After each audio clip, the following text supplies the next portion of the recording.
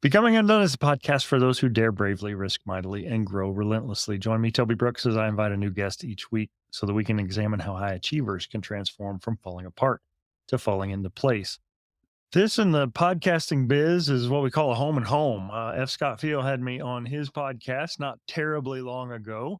And I knew from that moment that he would be a great guest to have on my show. So, Scott, thanks for joining us. Yeah, Toby, thanks for having me, man. I'm really excited to dive into this crazy, messy thing we call life that I'm currently going through. Yeah, when we last connected, you definitely had a story. You certainly fit the high achiever, but you've made a big pivot. You've made a big transition. Takes a lot of courage to do what you're in the midst of. So I'm looking forward to digging into that and seeing what the underpinnings of that decision involved. But I always start off with a little bit of a softball. What did you want to be growing up and why? Man. Yeah, I think when I was younger, I had a decision to make. I either had to go one direction, which was going to be pro golfer on the PGA Tour, caddied for many years, got a lot of free golf in, got pretty good at it, had my handicap down to about a 9.1 at one point, was trending in the right direction, or I had to go to grad school. And ended up choosing grad school. Always wanted to be something in the medical field, but I wasn't really sure what, and ended up as a physical therapist. So it worked out. But there was a pit stop in there in the middle somewhere where I was an English major. So I am a reformed English major. I honestly did not know what I wanted to be when I grew up, and I still don't. I think I'm still working through that. But for me, the healthcare field was a general feeling I got that I could help people in, but I didn't know I wanted to be a physical therapist probably till senior year in college. Awesome. Many would say since you've transitioned over in administration, maybe those years on the links Yeah, are going to pay off. I hope so, man. So, kind of related to that, you alluded a little bit to how you transitioned into PT, and I've had a lot of athletic trainers on the show, a lot of healthcare professionals.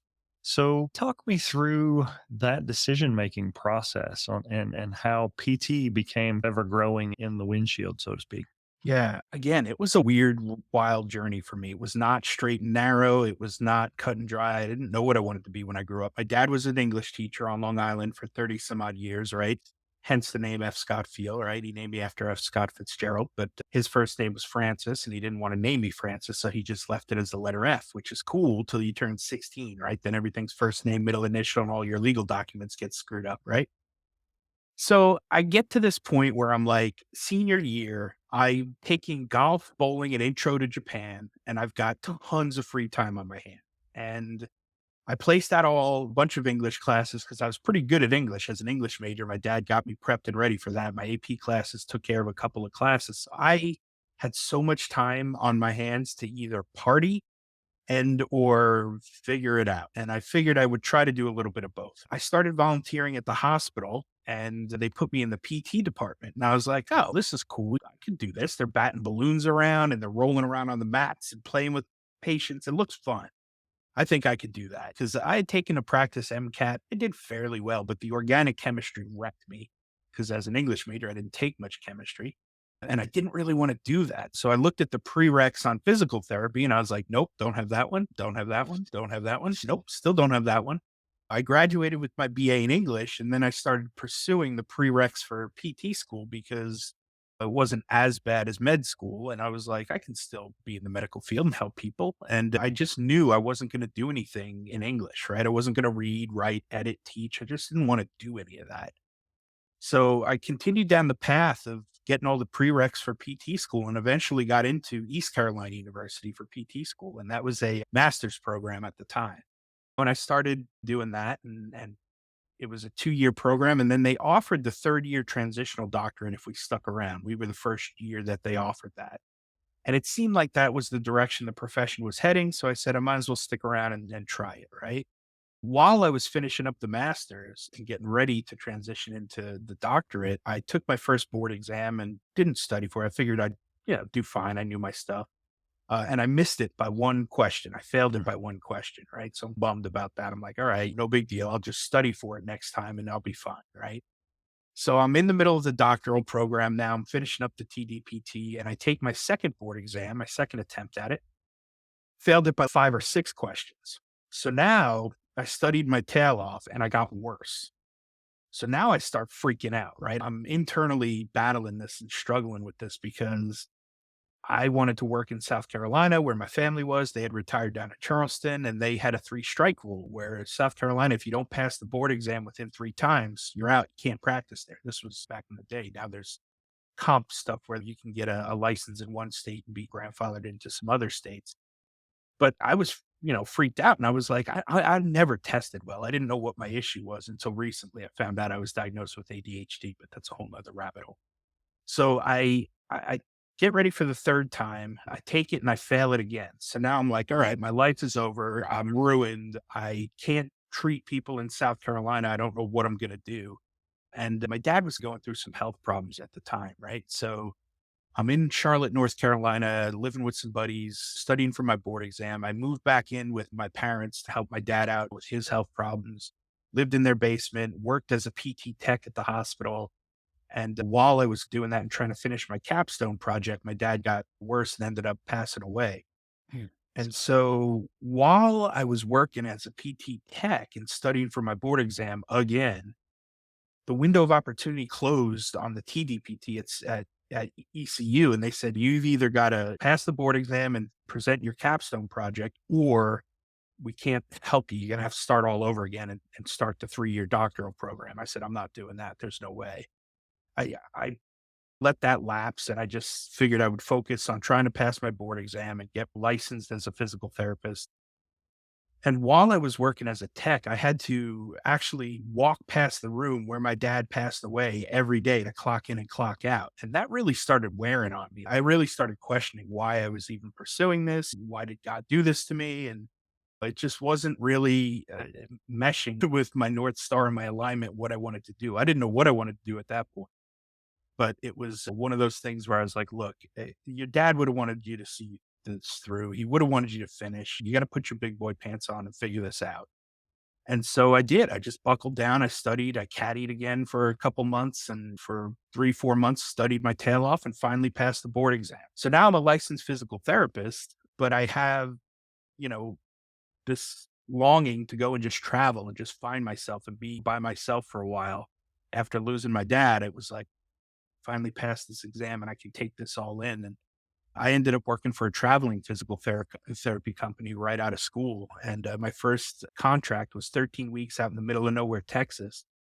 And I lived in a log cabin, very Walt Whitman esque, by myself out in the woods, and 30 miles one way to the nearest Walmart, 30 miles the other way to the nearest bank. And that was it. That was me. I was just finding myself and trying to figure out the why behind life and the meaning of life, and didn't quite find it, but found enough of myself to forge ahead, and luckily got into another DPT program, a transitional doctorate program at St. Augustine, where they took some of my credits from ECU actually. So it worked out and I was able to work full time and start the program.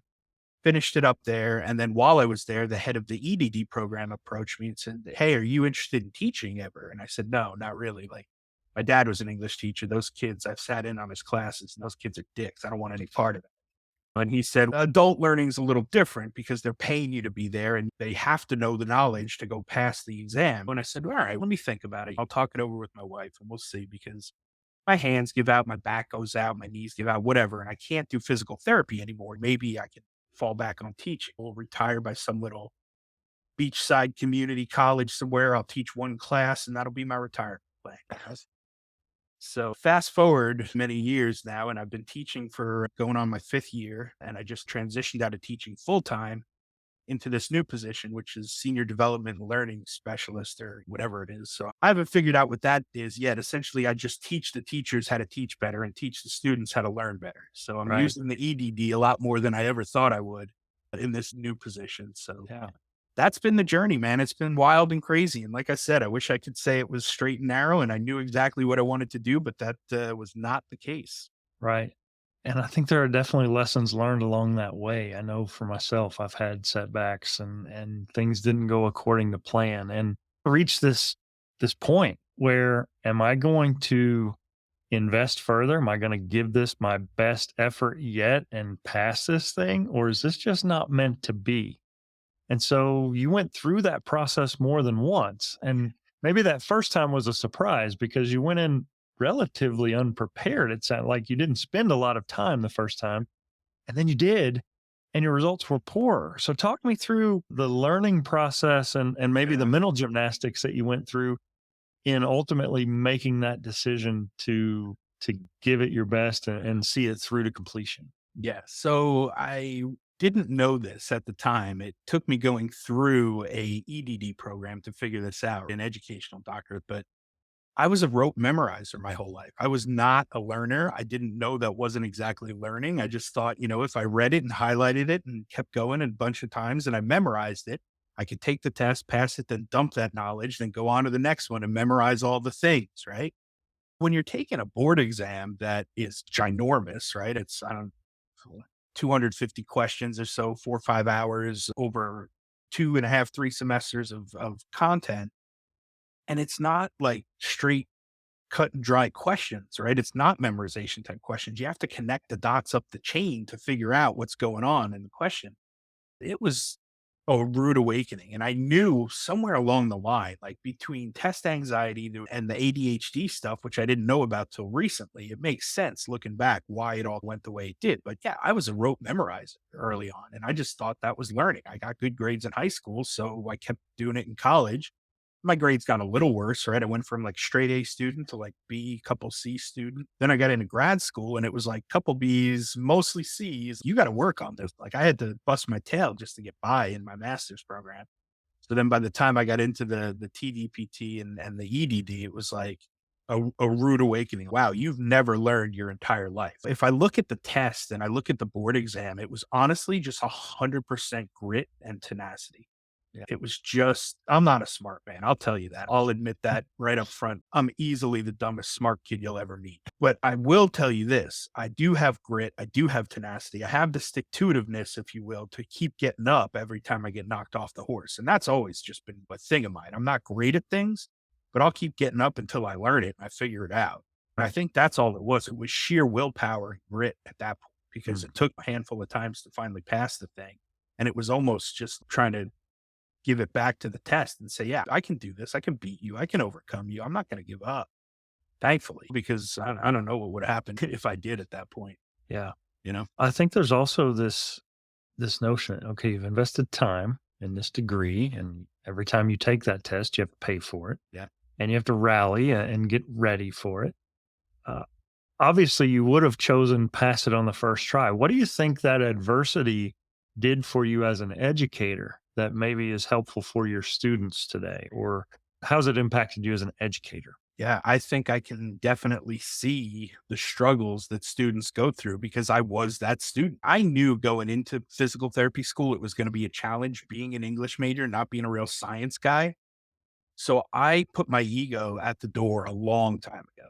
And I just opened every opportunity up as a learning opportunity. I learned from my students. I learned from mentors. I learned from professors. I try to learn from everybody. I try to take every opportunity I can as a learning opportunity because it is for me. Oh, that's interesting. Tell me more. Like a genuine curiosity because I struggled so much. And I don't know that I believe that I was a specific type of learner, audio or visual or tactile or whatever. I just knew I struggled a little bit. And so I try to learn a bunch of different ways, which now probably affects the way I teach. And I try to teach the same stuff a bunch of different ways to try to hit all of the types of learning, if you will. I use the quotation marks there because a lot of the research shows that there's not a whole lot behind different styles of learning. But if you feel like you learn better one way versus the other, I'm going to try to give them all to you and hope that it works. You've been in this education space a few years, but also along the way, you delved into podcasting. You now have two different shows, the Healthcare Education Transformation podcast, and then Professors of Profit, which you mentioned closing in on the milestone of 100 episodes. So, how did that enter the equation? And what was the motivation and the desire behind launching not only one, but two different shows? Yeah. So I think it goes back to my days, even in high school. I was involved in student government. I was the president for our class or our student union. I was involved in a bunch of different sports, football and golf and baseball and cross. And I was in the musicals, theatrics, and all that stuff. I was just really involved. And my parents were also very much that way. They were always involved in clubs and presidents and taking on leadership roles. So, like, at a very young age, I was always like trying to do things and try things and experiment and see what worked and what didn't, where I fit. And then by the time I got to college, I was actually a radio DJ in college. So little known fact there. I did some college radio DJing. And I think that by the time I had graduated, it took a back burner. It wasn't that important to me. But coming full circle, once I got through PT school and through the board exam, I realized how bad I struggled with the program and with learning. And it wasn't the professor's fault. It wasn't the program's fault. It was me. It was my fault. I just didn't know I wasn't truly learning. So I teamed up with another guy, Brandon Pone, who we both struggled through our programs, and we just felt like maybe there were better ways to go about teaching this stuff or learning this stuff one way or the other. And it wasn't that we knew because we weren't experts. So we figured let's just have the experts on, talk about how healthcare education is broken and it's a broken system that feeds into a broken system. And let's just see how they would fix it. Let's see what their best practices are. How do they teach and learn? Maybe we can learn something from them and pass that on to the next generation. And so that was 500 or so episodes ago, 6, 7 years now. And I still learn stuff to this day. And really, my network has grown tenfold because of the podcast. So I've got to interview and talk to some people that I probably had no business rubbing elbows with. But when you've got a podcast, it's a great way to get to know people and to bring them on to share their gift with other people and really highlight and spotlight them. And so that was the HET podcast. And then the Professors of Profit podcast almost came out of a necessity. And it was just that student loan debt's bad and getting worse. Healthcare providers are not getting paid their value and what they're worth. Reimbursement from insurance is going down, down. I don't foresee it taking a turn anytime soon. So, what are we going to do to get paid the value that we're worth? And so, the Professors of Profit podcast started as a side gig and side hustle podcast, right? I interviewed 100 people doing different side gigs in the healthcare world. And we just talked about what that side hustle looked like and how they grew it or didn't, whatever their choice was. And just to show people what was out there, what possibilities were as far as side gigs and side hustles and starting your own business. And like I said, as that kind of now gets into the 100th episode, that'll open up as just a general business and healthcare podcast. It's really been a fun ride for me. And for me, the biggest takeaway is that it's a creative outlet. It Right. really is. As an Yeah. English major, I love writing. I love creating. My mind, obviously ADHD stuff, it's always going, it's always on, the entrepreneurial mind. So for me, the podcasting, I love it. I love hearing people's stories. I love learning from all of them. And it really gives me that outlet to do things I want to do the way I want to do them and selfishly find out what I want to know, find out about. Hopefully, my audience gets something from it too. I think they do.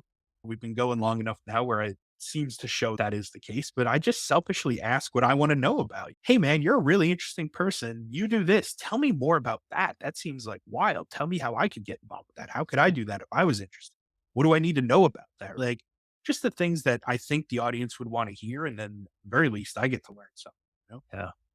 That's great. I think seeing shows like the Huberman Lab that have just skyrocketed up the rankings, it shows me that a lot of professors are really well positioned to be good in the space. In many ways, interviewing is a qualitative research skill. And for me, it's also made me aware of maybe some speech things that I do, the ums, the ahs, the you knows. There's just a lot of awareness, and there's just so much value added that I've really enjoyed out of this process. And I'm not nearly as far along as you for sure, but it's really been eye opening. It's been humbling in a lot of ways, but I really feel like it's made me better in the classroom. And it also, like you said, it allows you to connect with people that you wouldn't otherwise have a reason to connect with. Congrats. And you're certainly an inspiration.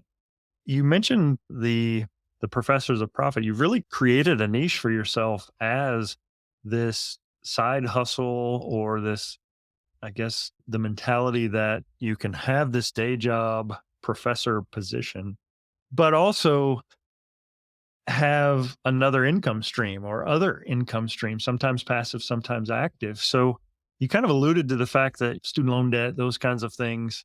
But how did you fall into this space of being the go to person as side hustles for professors? Yeah, luckily for me, it's not just professors anymore. It's anywhere where healthcare, education, and business intersect. That's where you'll find me. right? Those are the three things that tie me all together here now and bring it all together full circle, right? It started where I was a clinician, right? I was a physical therapist working full time at a moderate job. It wasn't great, wasn't bad. It was just was my job. But my wife's a stay-at-home mom and a type 1 diabetic, right? So after chasing the dollar and the salary year after year for many years, probably almost a decade or so, I realized that I made more money every year and every time I moved up, but it wasn't fulfilling. It didn't make me happy. I was, if anything, I was probably worse off. Had more responsibility. I had more documentation. It just more patience. Like it just wasn't great. Making all that money was not fun to me. It just didn't fulfill me the way I thought it would.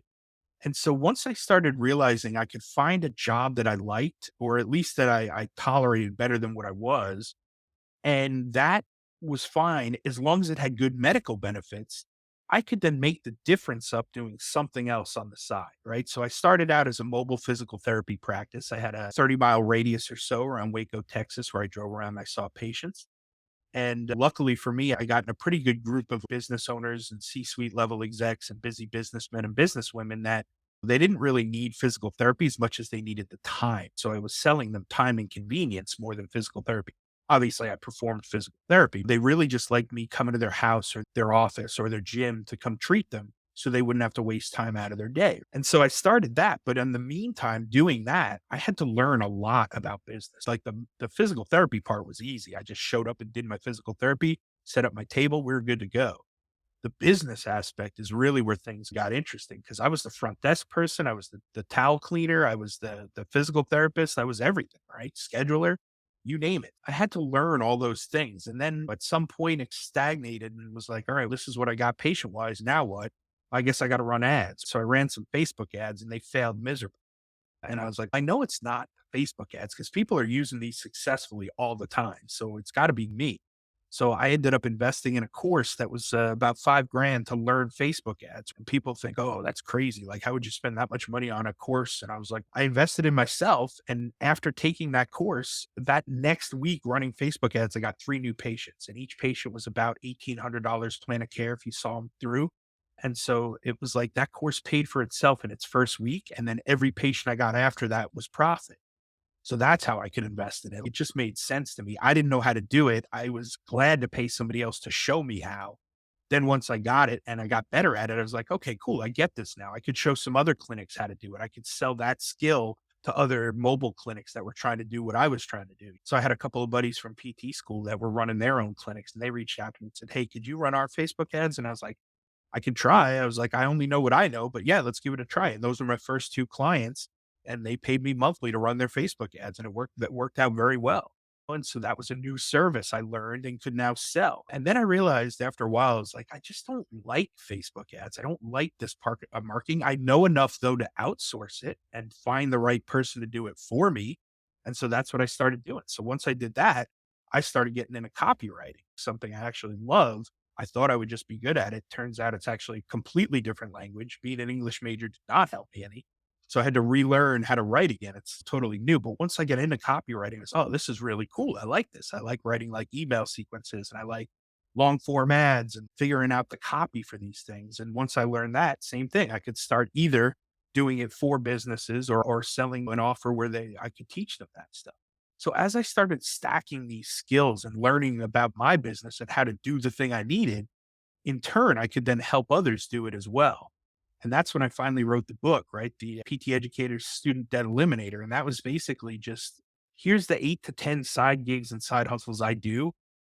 I'm not saying you need to do all of them. You might only need to do one of them, but pick one and try it, start it, see how it goes, right? We have to know how to sell, right? That's just a human thing.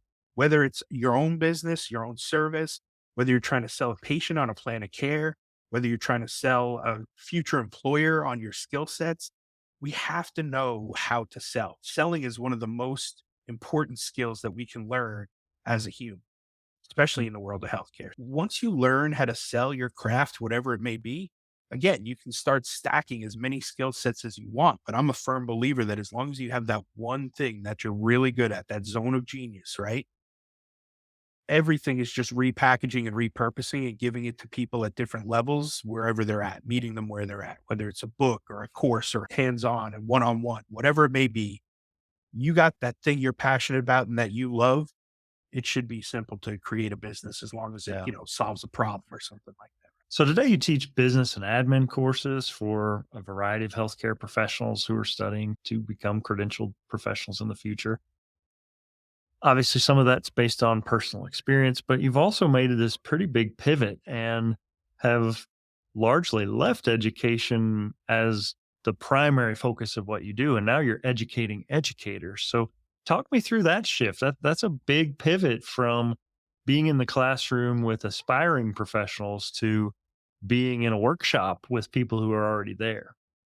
Yeah, so that was pretty wild actually. The way this all kind of happened, like when I went from clinical to academia, I still tried to keep one foot in the boat of clinical because I wanted to show my students, hey, I'm still treating.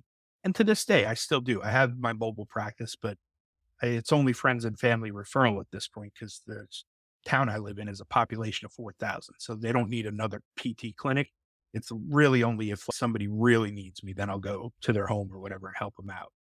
But then when I got into academia, it was like, all right, I'm teaching mostly. I have a little bit of hands-on clinical skills that I'm still working on and offering my services for, but it was about impact, right? More than anything. I felt like if I was going to have a lot of impact in the world of physical therapy, it wasn't going to be treating patients.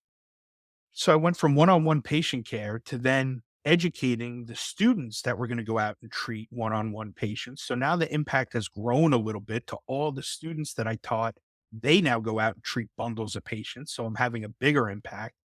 And then when this position came open, it really did look like I was going to be able to use my EDD more, which is true. And thankfully, I love that. So now I'm having even a bigger impact because I'm teaching the teachers who teach the students who treat the patients. So it's like the impact just keeps multiplying. And that's really what I was after all along. And I didn't really know it until probably the last 3 to 4 years.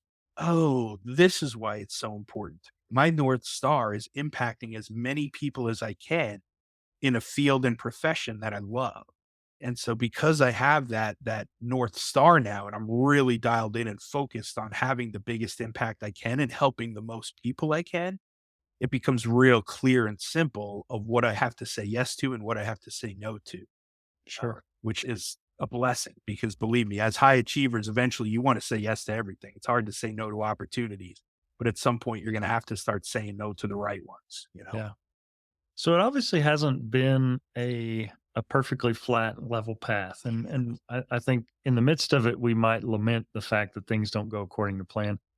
But time has a way of giving us perspective on those things. So how would you say you're different or maybe even better as a result of the trials and the tribulations and the failures and the setbacks that you've encountered over your career? Yeah. I now know that I can accomplish just about anything. I tell people, look, if I can pass a board exam after several tries, get 2 doctoral degrees, and do it before I even knew I had ADHD, trust me, you can do it too.